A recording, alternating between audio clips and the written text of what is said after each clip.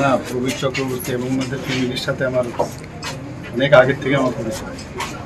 চেম্বারও যেতেন, পেশেন্ট হিসাবেও গেছেন, ওনার ফ্যামিলি সবাই আসতেন।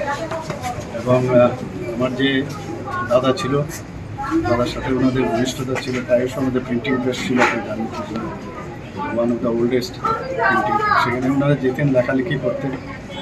তো আমার চেম্বারও মাঝে মাঝে এসে বসতেন, দেখতাম, আমি পত্রিকা নিউজগুলো দেখতেন।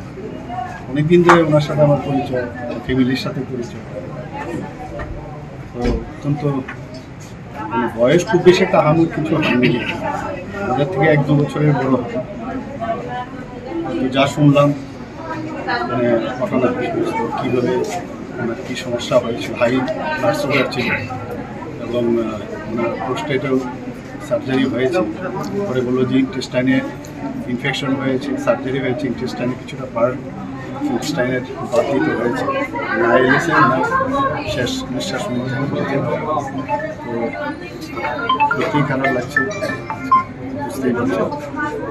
ঈশ্বরের কাছে প্রার্থনা যেখানেই সব দিতে কামনা এবং পরিবার পরিজনদের প্রতি আমার সমবেদনা।